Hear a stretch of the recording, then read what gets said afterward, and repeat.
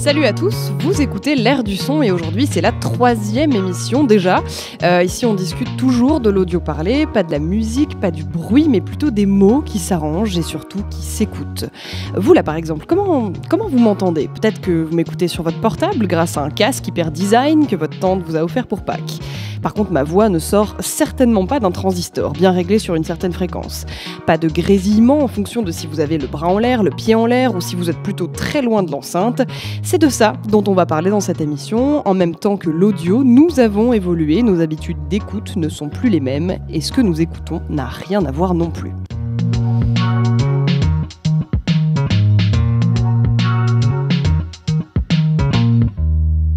Avec moi aujourd'hui pour parler de ces transformations, un jeune homme plutôt créatif qui imagine l'audio parlé de demain. Bonjour Pierre Lacombe. Bonjour. Tu es le fondateur en 2016 de Celestory, une start-up qui propose de créer des applications interactives. Avant ça, tu avais créé AudiGame en 2015, une start-up qui permettait de transformer l'audio en audio interactif. Beaucoup d'interactivité dans tout ça. Si je ne m'abuse, la création, c'est un petit peu ton truc et tu as aussi été voix off dans Harry Potter. Voilà, ça c'était juste pour le petit détail. En fin d'émission, comme à chaque fois, on retrouve Salomé Kiner, notre critique de livres audio. Aujourd'hui, on parlera d'une œuvre lue par son auteur, en l'occurrence Petit Pays de et par Gaël Faye. Allez, c'est l'Air du son. Dans 8 jours, 28 millions d'électeurs et d'électrices vont élire une nouvelle Assemblée nationale. L'ORTF a reçu mission de mettre à la disposition des grandes formations politiques 3 heures d'émissions de télévision et de radio pour le premier tour et 1h30 pour le second tour. Comment sont organisées ces émissions ?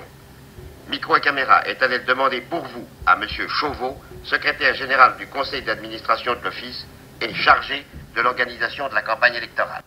On vient d'entendre un extrait des matinées de France Culture, ça a été diffusé en 1967. Écoutons maintenant un extrait d'une production récente d'Arte Radio. Oscar est né il y a 2 jours dans cette maternité de la région parisienne. Ça, une maternité classique. C'est ma voix, semblable à des centaines d'autres en France. Ma voix de JT, sous vidéosurveillance, mais sans interphone ni sas de sécurité. Quand je suis entrée à l'école de journalisme, je suis devenue apprentie rédactrice pour les journaux télévisés de France 2. Une technique d'autodéfense de l'armée israélienne. J'avais 21 ans et je travaillais pour le JT de 13h, de 20h, et de Télématin. N'importe qui semble pouvoir y accéder sur Internet. Bien sûr, quand on rentre dans une grosse rédaction comme celle-ci, on ne commence pas tout de suite à faire des reportages. Il faut d'abord apprendre les bases du métier, proposer des sujets, faire des micro-trottoirs, savoir écrire le commentaire d'un reportage, et puis savoir le dire aussi. C'est ce qui s'appelle poser sa voix. C'était « Et là, c'est le drame », réalisé en avril dernier par Victoire Tueillon pour Arte Radio. L'évolution de l'audio parlé, elle est assez frappante quand on entend ces 2 productions. Alors c'est sûr, elles ne traitent pas de la même chose, ce n'est même pas le même média. On a d'un côté une radio, de l'autre côté on a une plateforme de podcast. Mais ici, c'est plutôt la façon de parler qui nous intéresse. L'utilisation du jeu qui est maintenant favorisée, la personnification de la voix, un ton plus naturel, des phrases plus courtes et plus incisives. Pierre, est-ce que tu saurais nous dire ce qui a pu se passer entre ces 2 extraits qui expliquent cette différence ? Je pense qu'à mon avis, ça tient du fait qu'aujourd'hui, on s'attend à ce que les médias soient un peu plus engagés.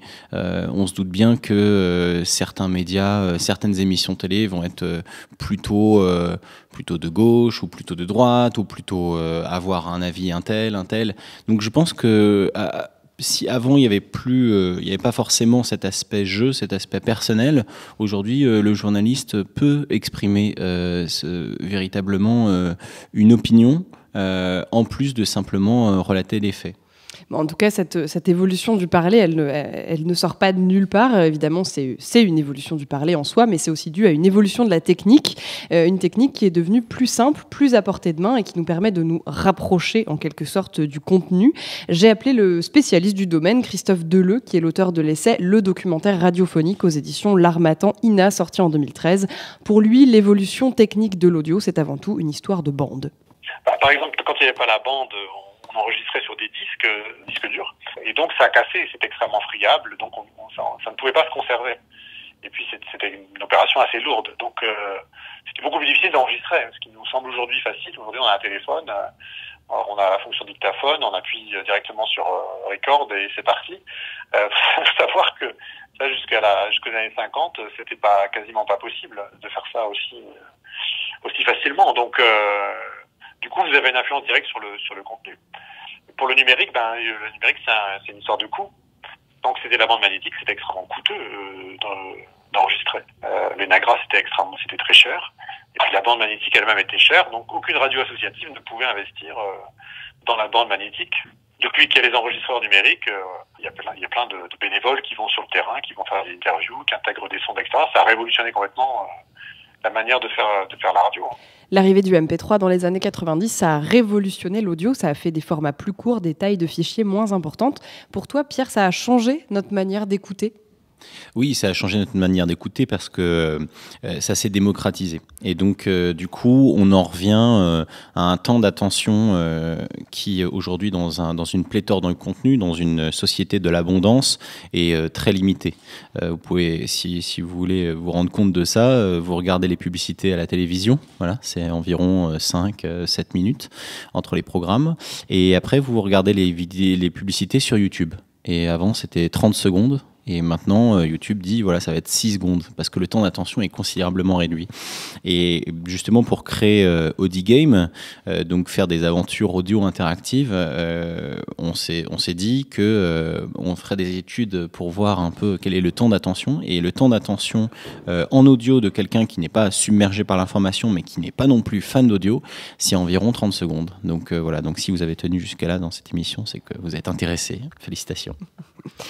Aujourd'hui, on écoute partout avec un téléphone et un casque. Le podcast, ça vient de là. L'audio est nomade, il se déplace et nous, on écoute un son qui part de l'appareil jusqu'à notre cerveau sans passer par l'extérieur. J'en ai parlé à Christophe Deleu. Bien sûr qu'il y a une évolution. Mais c'est pas une rupture totale. C'est-à-dire que les vrais fans de radio, par exemple, les vrais auditeurs, ceux qui étaient complètement passionnés, avaient depuis quand même assez longtemps la possibilité, déjà, d'enregistrer leurs émissions de radio préférées, voire d'utiliser des programmateurs pour enregistrer les émissions. C'était possible techniquement de le faire. Et donc vous trouvez énormément de gens qui ont chez eux encore des vieilles cassettes audio avec des tas d'enregistrements qui ont été faits. Donc en quelque sorte le podcast il était déjà là. On pouvait l'écouter quand on voulait et où on voulait, parce qu'il y avait déjà quand même, depuis les années 80, il y avait déjà quand même les balados diffuseurs. Donc ce qu'il y a eu, c'est effectivement, ces moyens techniques se sont assouplis et c'est devenu beaucoup plus facile d'écouter des émissions sous forme de podcast. Et aujourd'hui, bien sûr, il y a le téléphone qui permet d'écouter des émissions de manière extrêmement, encore plus souple qu'avant. En quelque sorte, l'individualisation de l'écoute, elle s'est prolongée. Enfin, le mouvement amorcé avec le transistor, en fait, puis le Walkman, s'est poursuivi avec le téléphone. Et parallèlement, se sont développées les écoutes collectives. Ça, j'ai plus l'impression quand même que c'est nouveau. Ça a toujours existé, mais c'était quand même beaucoup plus rare. Et tous les festivals, les lieux d'écoute qui se sont développés depuis quelques années, à mon avis, sociologiquement parlant, c'est plus récent. Ça s'est expliqué parce que la représentation de la radio, elle est en train d'évoluer. C'est vrai que très longtemps, ça a été un média qu'on écoutait majoritairement en direct, qui était fait en direct, écouté en direct. Et puis, avec les nouvelles technologies, il s'est conçu différemment. Il s'est peut-être rapproché davantage de la télévision, du cinéma, d'autres médias. Voilà, ça s'est développé tout simplement parce que les outils se sont développés. Sans les outils, je pense que cette révolution n'aurait pas eu lieu. Et les outils, c'est justement le casque, les appareils qui se sont perfectionnés. Si le casque audio est apparu dans les années 50, c'est au moment où le Walkman entre dans nos vies que le casque se démocratise vraiment. Cette révolution de l'audio aujourd'hui, Pierre, c'est significatif d'un changement de mentalité de la part du public ? Oui, parce que on n'assiste plus vraiment, que ce soit à la télévision ou à la radio, au rendez-vous. C'est-à-dire que le rendez-vous n'est qu'événementiel. Encore une fois, par exemple, vous analysez Europe 1, il y a beaucoup de gens qui écoutent Europe 1 en direct, mais en fait, vous vous rendez compte que les audiences de podcast, je crois que Nicolas Canteloup, sa chronique, elle est dans le top 5 de France. Et donc, on se rend compte que les gens aujourd'hui, c'est le rendez-vous qui s'adapte à leur emploi du temps. Et il n'y a qu'à regarder des audiences, encore une fois, de grands médias. Il n'y a que les émissions, je dirais, politiques ou les matchs qui sont vraiment pas seulement, que des émissions en direct, mais des expériences, des moments, des temps forts qu'il ne faudrait pas louper. Et en fait, on a 2 types d'émissions. Il y a les émissions qui finalement peuvent être largement regardées en replay. Puis il y a les expériences de l'instantané où là, c'est péché de les regarder en replay, comme le sport par exemple.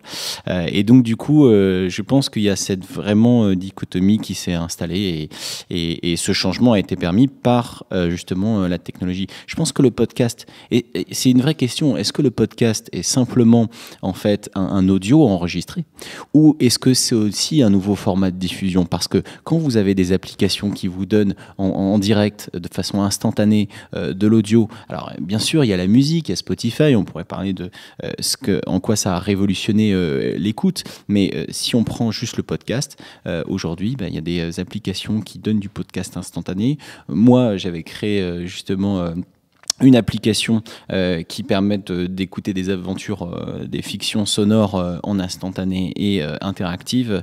Donc je pense que vraiment le podcast n'est pas seulement aujourd'hui qu'un audio enregistré, c'est d'autant plus une nouvelle façon de consommer, un nouvel accès qui plus est instantané. Alors on pourrait penser que les radios traditionnelles sont un peu à la traîne, mais aujourd'hui, comme l'a confirmé Christophe Deleu, ce qui est vraiment épatant avec le son, c'est l'amélioration de la qualité et la recherche d'un son le plus pur et le plus réaliste possible. Je vous en ai déjà parlé dans la première émission, mais Radio France développe énormément le son binaural. En soi, le principe du binaural, ça date de la fin du 19e siècle et ça a évolué grâce à des recherches approfondies sur la perception. Ce son tellement réaliste que vous arrivez à le placer dans l'espace autour de vous. Vous pouvez d'ailleurs écouter les productions de Radio France en son 3D sur la plateforme nouveauson.fr. Je n'ai pas besoin de vous le dire, vu que je sais que vous êtes un nomade, mais l'utilisation du casque est conseillée. Donc j'ai été dans les studios où ils créent du son binaural dans la maison de la radio. À première vue, c'est un studio, tout ce qu'il y a de plus normal. Là-bas, je suis tombée sur Hervé Desjardins, avec ses longs cheveux blancs et frisés. Cet ingénieur du son travaille au service innovation audio de la Maison Ronde. Notre écoute binaurale s'appuie sur 3 indices. Le premier, c'est une différence d'intensité entre les 2 oreilles. Le deuxième, c'est une différence de temps entre les 2 oreilles, parce que la source, en fonction de là où elle se positionne par rapport à nous, le son émis par cette source n'arrivera pas au même instant dans les 2 oreilles. Et le troisième indice, c'est ce qu'on appelle un indice spectral, puisque chaque source va avoir ce qu'on appelle une identité spectrale. Mais notre morphologie va modifier ce spectre, va altérer les aigus, va les amplifier ou les atténuer avant qu'ils ne rentrent dans chaque conduit auditif. Et notre cerveau va prendre ces 3 indices et va utiliser ces 3 indices pour repérer où la source est dans l'espace. Alors bien évidemment, il a un référent qui est la vue.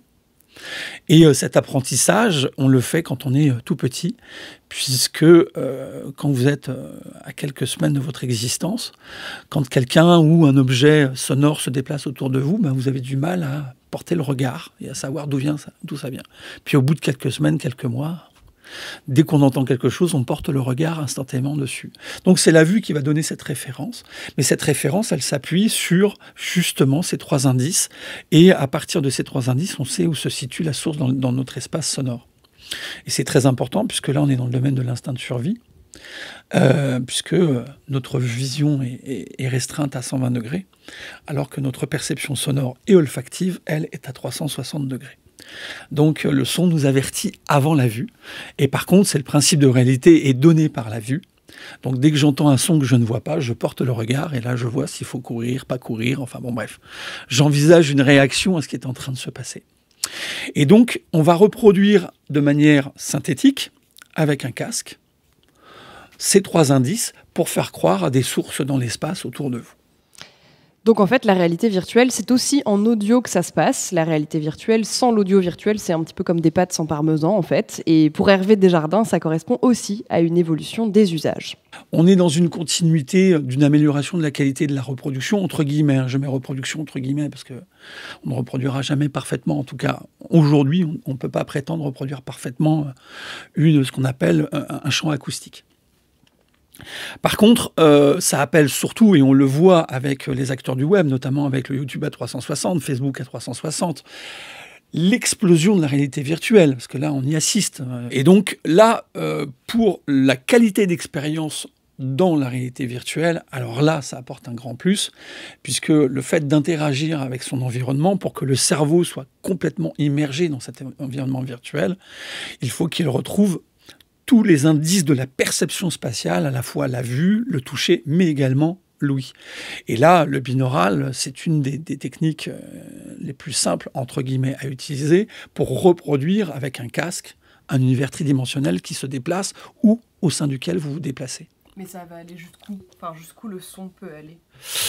Là, on est déjà bien hein, avec cette technique-là. On reproduit un espace tridimensionnel qui se meut, enfin, qui se déplace. Après, je pense que là où ça va aller, on va être surtout de plus en plus, je pense, là, je donne ma propre vision du futur, c'est qu'on va être de plus en plus dans des mondes imaginaires. C'est-à-dire qu'on va pouvoir rendre visible et perceptible l'imaginaire du créateur. Là, on va pouvoir donner vie à des entités totalement imaginaires dans un univers totalement lui-même imaginaire et virtuel. Donc là, le champ est extrêmement puissant. Enfin là, il y a de quoi galoper et gambader dans l'imaginaire et dans la création, quoi. Le son devient à l'inverse de ce qu'on connaissait jusqu'à aujourd'hui dans les médias audiovisuels, où le son était un peu l'enfant pauvre de la télévision, de la vidéo. Parce que bon, c'est bon, on comprend, c'est intelligible, on entend la musique, on a à peu près les équilibres, ça roule. Là, aujourd'hui, si vous voulez vraiment avoir une expérience qui fonctionne parfaitement pour l'immersion, on parle d'immersion, c'est-à-dire que vous avez la forme narrative. C'est le livre où là, vous immergez dans une narration. Et aujourd'hui, on n'a jamais autant de capacité à travailler, à avoir une capacité à travailler l'immersion perceptive. Donc, la vue, la vision et également l'ouïe. Et de ma propre expérience, quand vous avez une production en réalité virtuelle où le son n'est pas interactif, où le son est simplement en mono ou en stéréo et qu'il n'interagit pas avec vos mouvements, ça altère totalement l'expérience, quoi. Pierre Lacombe, tu as créé Audigame et Celestory, donc deux startups qui travaillent beaucoup avec l'audio interactif et avec l'immersion. Pour toi, est-ce qu'on a un besoin urgent de réalisme aujourd'hui ? Alors, si c'est dans la création sonore, oui. Oui, parce que pour raconter un petit peu l'histoire d'Audigame, c'était le principe en fait de permettre à des créateurs sonores de faire des fictions audio interactives, un peu un jeu vidéo sans vidéo. Et ce qui est très intéressant, c'est qu'il y a déjà eu des sons interactifs, des jeux qui se basaient sur le binaural. Je prends l'exemple de la BBC qui a travaillé avec le studio Something Else, qui est anglais, et qui a créé plusieurs jeux centrés sur le binaural. Donc on avait son téléphone portable, on avait son casque, et en fait on écoutait un son binaural. Alors il y avait Sean Bean, Nick Cumberbatch, il y avait des beaux acteurs qui faisaient les voix, et en fait on tournait autour de soi, et la gyroscopie permettait de se repérer à travers l'espace, et donc on avait des petits pas qu'on pouvait faire en appuyant sur l'écran. C'était hyper sympa, hyper bluffant, mais c'est vrai que la gyroscopie, parce que le son binaural c'est très beau et c'est assez incroyable, mais c'est sûr que c'est encore plus incroyable si on peut bouger avec, un peu comme la réalité virtuelle. Voilà, une vidéo 360 c'est dingue, mais si on peut interagir avec cet environnement virtuel, c'est encore mieux, puisqu'on profite encore plus de la 360, on bouge dans tous les sens.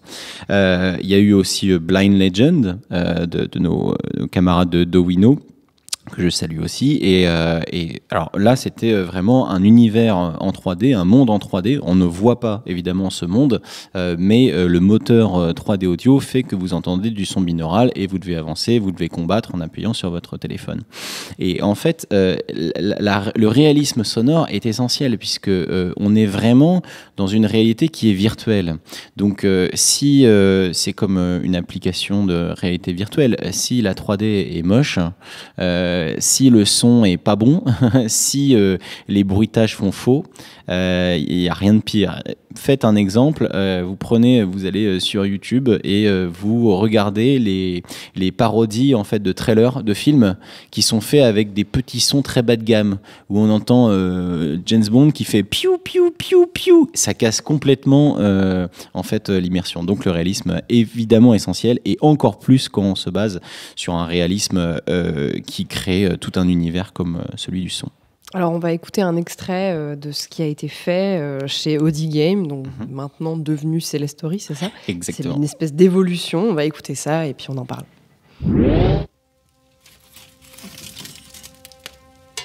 Prenez place, je vous en prie.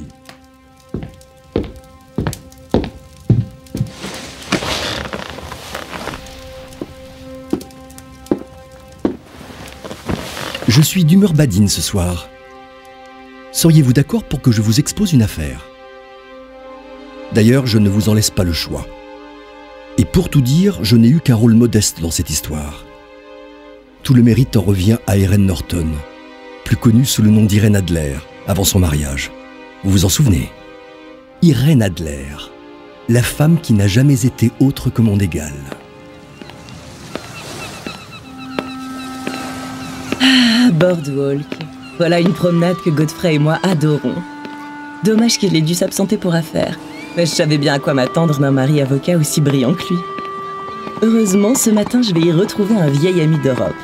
Toutefois, son télégramme est un brin intrigant. Chère Irène, ou devrais-je plutôt dire Madame Norton, on m'a dit que le mariage vous réussissait. À votre départ précipité d'Europe, j'avais craint le pire. Ah, l'Europe.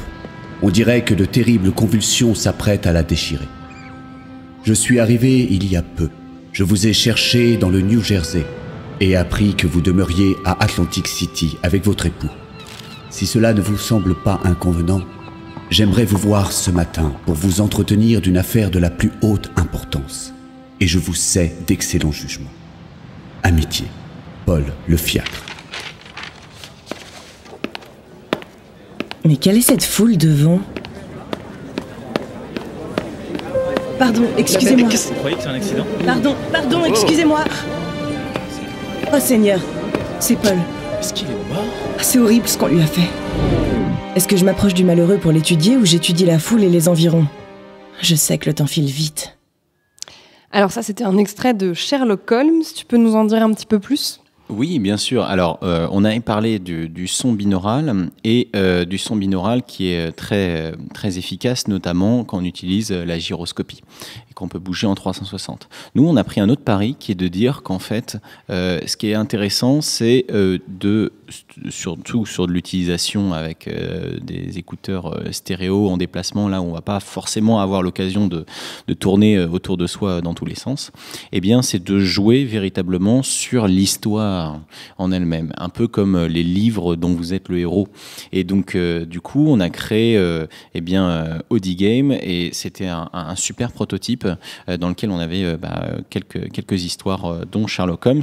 Je salue d'ailleurs Gabriel Ferraud, notre auteur, et Frédéric Courreau, qui joue notamment Sherlock Holmes. Et ce qui était très intéressant, c'est qu'on pouvait, rien qu'avec les écouteurs, donc les touches plus et moins de ces écouteurs, eh bien changer l'histoire, puisqu'il y avait le premier choix, c'était moins, et le deuxième choix, c'était plus. Et donc du coup, ça permettait de jouer sans l'écran, donc de conserver son téléphone simplement dans sa poche et de jouer facilement, simplement. Et petite info exclusive, puisque nous avons produit une quinzaine d'histoires interactives. Donc ça veut dire que c'est 2 heures, plus de 2 heures complètes de jeu en ligne droite. Et si on refait tout, c'est à peu près une dizaine d'heures de jeu. Ça va sortir en septembre, voilà, sur iOS et sur Android. Rendez-vous en septembre pour Audi Game. Aujourd'hui, la radio à la demande implique une écoute différente. Nous ne sommes plus dans une logique de flux avec des programmes diffusés en continu qu'on chope un peu par hasard et qu'on écoute en faisant de la mécanique en même temps. Aujourd'hui, l'audio s'écoute avec attention. C'est pour ça que la qualité sonore a pris une importance considérable aussi. Hervé Glevarec, directeur de recherche au CNRS, travaille sur les pratiques culturelles et médiatiques. Pour lui, la qualité du son et sa multiplication, ça nous change profondément dans nos vies. Ce ce qu'on sait, c'est qu'ils ont une fonction de réorganisation de l'expérience, hein, c'est sûr. Puisque c'est un son écouté dehors, en marchant, dans le transport, c'est un son qui reconfigure cette expérience-là pour en faire autre chose. Peut-être quelque chose d'agréable par rapport à une situation qui peut être vécue initialement comme désagréable, il y a du monde. C'est aussi, ça individualise aussi l'expérience, hein. C'est des formes d'intensification, de la vie. Aujourd'hui, on en est au point où les objets sont contrôlés par nos voix, de notre téléphone à notre thermomètre. Avec les assistants personnels intelligents comme Google Home ou Amazon Echo, eh bien, l'audio est intelligent. Par exemple, chez Amazon Echo, c'est une enceinte en forme de cylindre qui permet de contrôler des objets connectés de la maison et d'anticiper nos besoins à partir de certains algorithmes. C'est l'interactivité du son à son stade le plus avancé, on peut dire ça comme ça. Pierre, est-ce que tu es plutôt enchanté par Amazon Echo, par exemple, ou est-ce que ça te fait complètement frissonner ? Alors non, parce que je suis du côté des machines, tu vois, dans Terminator. Non, je pense. Donc je suis forcément enchanté. Il faut savoir que ces intelligences artificielles, ce qui est incroyable, c'est qu'elles tendent à remplacer en fait les applications. C'est-à-dire que aujourd'hui, vous allez par exemple échanger sur Messenger. Facebook Messenger par exemple, eh bien en fait il y a beaucoup d'intelligence artificielle qui peuvent se connecter à Facebook Messenger. Et on parlait des histoires interactives. Disney par exemple a lancé des histoires interactives sur Messenger, donc comme si on discutait avec quelqu'un, et en fait c'est un jeu de discuter avec cette intelligence artificielle. Et c'est un peu le même principe, c'est-à-dire qu'avec Amazon Echo, Google Home, on va avoir un seul canal auditif, donc on ne va avoir qu'une seule entre guillemets personne à qui parler, et cette personne, eh bien, elle va apprendre de nouvelles choses, elle va apprendre à vous raconter des histoires audio interactives, elle va vous apprendre, elle va vous faire découvrir des reportages sonores, etc. Et donc, du coup, c'est une incroyable plateforme. Ce sont d'incroyables plateformes qui vont justement renouveler le son, puisque on va entrer dans une forme sonore qui est très proche de l'échange avec l'homme. Et prenons un exemple concret. Il y a un enfant qui va se coucher le soir.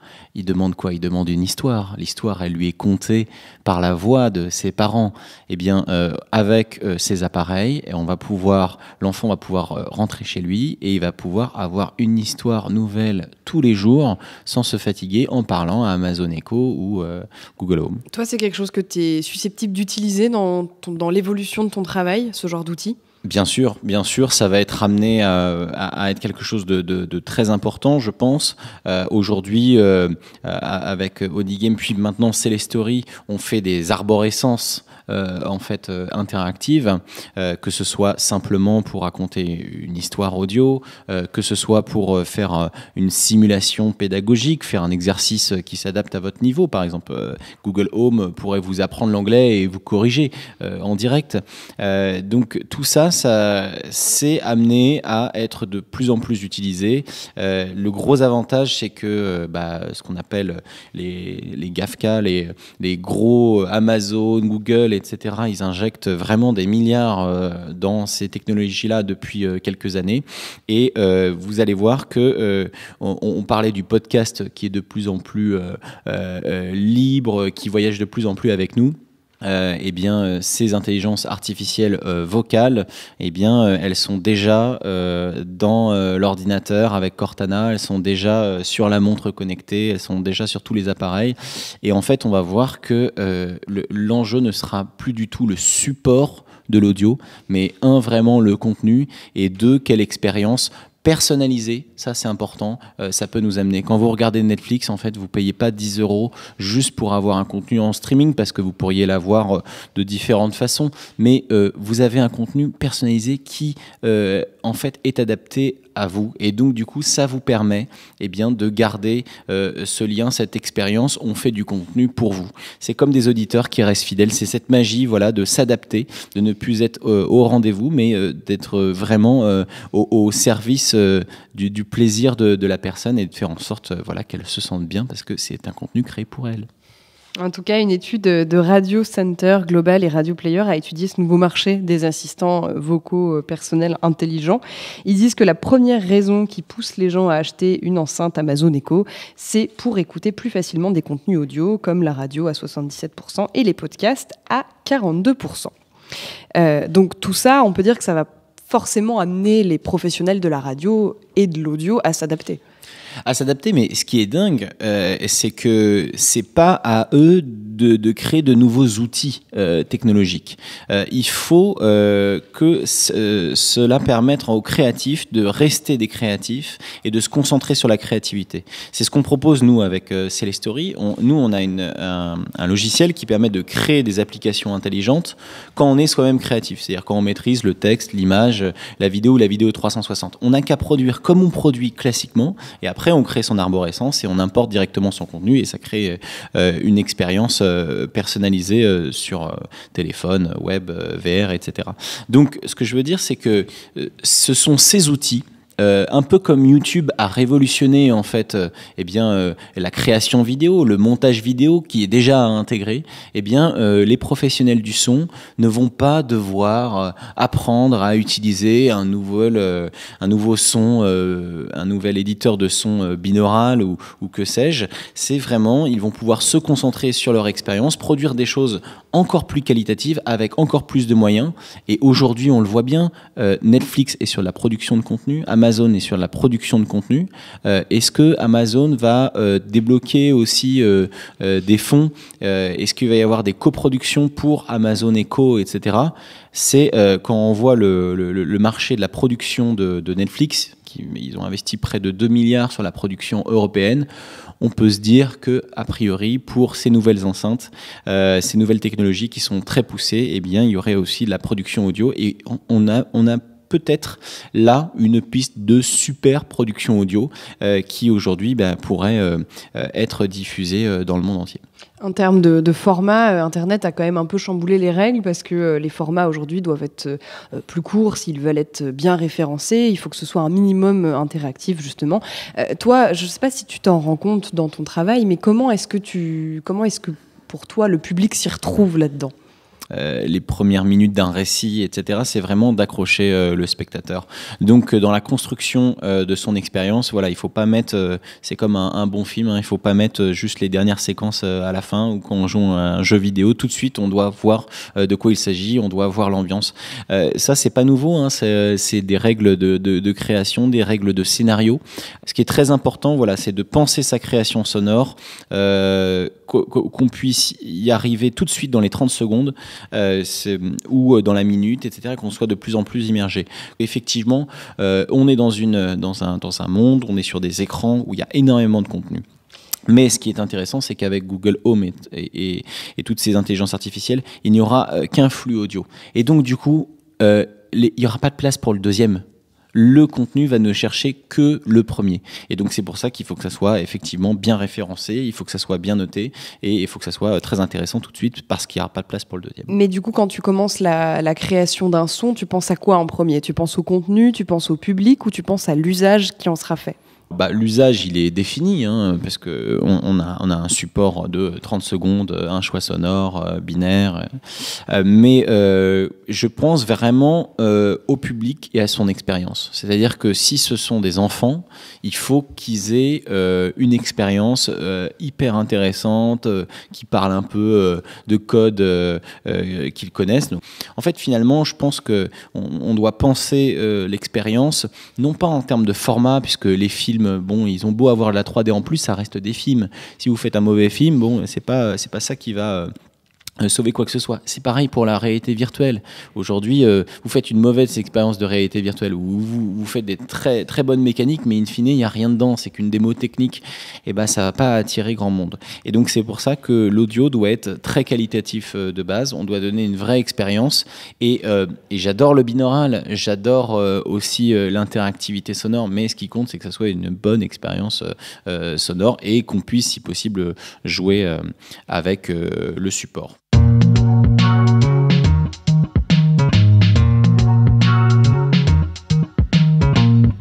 C'est le moment de notre chronique critique de livres audio avec Salomé Kiner. Bonjour Salomé. Bonjour Andréane. De quoi on parle aujourd'hui ? Je t'avais avoué, Andréane, avoir craqué pour un plaisir régressif. Je parlais du dessinateur Pef, créateur du Prince de Motordu, lisant lui-même les aventures du prince et de sa famille. C'était tellement bien que j'ai décidé d'enfiler ma frontale pour dénicher d'autres livres lus, non pas par des comédiens, mais par les auteurs eux-mêmes. Et alors, qu'est-ce que tu as trouvé ? J'ai trouvé des choses très inégales. Donc en fait, auteur, c'est un métier et comédien, c'en est un autre. Mais celui dont je vous parle aujourd'hui a l'avantage, en plus d'être écrivain, d'être aussi auteur, compositeur, interprète, chanteur donc, et mieux encore, il fait du rap. Une feuille et un stylo apaisent mes délires d'insomniaque. Loin dans mon exil, petit pays d'Afrique des Grands Lacs. Remémorer ma vie naguère avant la guerre, trimant pour me rappeler mes sensations sans rapatriement. Petit pays, je t'envoie cette carte postale, ma rose, mon pétale, mon cristal, ma terre natale. Ça fait longtemps les jardins de Bougainvilliers, souvenirs enfermés dans la poussière d'un bouquin plié. Vous avez peut-être reconnu Gaël Faye, Petit pays, avant d'être un grand roman. C'était le titre d'une de ses chansons. L'album était sorti en 2013. Ça s'appelait Pili Pili sur un croissant au beurre et c'était déjà un hommage à ses origines métissées. 3 ans plus tard, Gaël Faye sort un livre, prix du roman Fnac, prix Goncourt des lycéens. Petit pays, c'est en fait le Burundi, 28 000 km², 12 millions d'habitants. Parmi eux, il y a Gabriel, né d'une mère rwandaise et d'un père français. Comme Gaël Faye, la vie de Gabriel va être bouleversée par le début de la guerre civile au Burundi. On est en 1993. Quelques mois plus tard, la famille de Gabriel doit quitter le pays. C'est le début du génocide au Rwanda. Alors il va y avoir des drames, des déchirements, c'est clair. Gabriel va grandir trop vite. Et pourtant, le charme de ce livre, c'est la voix, les souvenirs de ce garçon qui se cogne au monde des adultes. Remémorer ma vie naguère avant la guerre, Gaël Faye le chantait à l'instant. Il l'écrit aussi. Petit pays, c'est l'histoire d'une enfance qu'on quitte malgré soi. Une enfance avec des copains, des jeux, des bêtises, des aventures et des chagrins, bien sûr. Restituer le regard d'un enfant en littérature, c'est pas toujours évident. Gaël Faye a réussi à mettre en mots cet état d'innocence perdu et jackpot, il a même su le mettre en bouche. Écoutez. Mon père disait qu'ils étaient des artistes du bobard, des prestidigitateurs de la vérité. Lorsque je leur ai dit qu'ils se moquaient de moi, ils ont répondu en chœur « Au nom de Dieu !» Doigt sur le cou, claquement dans l'air, index contre pouce, clac. Puis ils ont baissé leurs pantalons en même temps et j'ai vu 2 petits bouts de viande rouge violacée. J'ai fermé les yeux de dégoût. Voilà pour l'épisode traumatisant de la circoncision. Alors il y a une musique, des saveurs, des couleurs, un peu d'humour. Pour connaître la recette du talent de Gaël Faye, je vous donne rendez-vous au chapitre 35 parce que Petit pays est suivi d'un entretien avec l'auteur. C'est tout simple, c'est brillant et ça vous fera patienter en attendant la sortie de son prochain livre. Et si on doit patienter aussi, t'as d'autres œuvres à nous conseiller ? Bien sûr, Andréane, il y en a un avec lequel on ne prendra jamais de risque. J'ai nommé le grand, le fabuleux, le très précieux Daniel Pénac. Puisqu'on parlait d'enfance, je vous conseille sa très belle déclaration d'amour à tous les cancres. Ça s'appelle Chagrin d'école et ça fait toujours du bien. Autrement, si vous avez 18 heures devant vous, je vous recommande Mathias Hénard lisant Mathias Hénard. Boussole, son dernier roman, avait remporté le prix Goncourt en 2015. Alors certains le trouvent trop érudit. Si c'est votre cas, faites comme le narrateur, allumez votre pipe à opium, allongez-vous sur une couveuse en molletonné, appuyez sur play et laissez-vous transporter à Téhéran, à Istanbul ou à Damas. Bon voyage. Merci Salomé. C'est la fin de cette émission, tristesse, et en même temps on se retrouve dans 2 semaines, c'est pas si long que ça. Merci beaucoup Pierre Lacombe, je rappelle que tu es le créateur de Célestory et aussi d'Audi Game. Merci beaucoup d'avoir été avec nous pendant cette émission. Merci à toi Andréane, et puis vous pourrez découvrir toutes les aventures d'Audi Game, j'espère que tu les as aimées. Ah oui, moi j'ai bien aimé, oui. Voilà. Je vais aller tester ça. En septembre, voilà, sur iOS et sur Android. Merci beaucoup. En attendant, vous pouvez réécouter cette émission à l'infini sur toutes les plateformes de podcast, iTunes, Audible, qui est le coproducteur de l'émission, SoundCloud et toutes les autres. N'hésitez pas à commenter, moi j'aime bien avoir des avis, c'est important. Et mettez des étoiles aussi, faites comme vous voulez.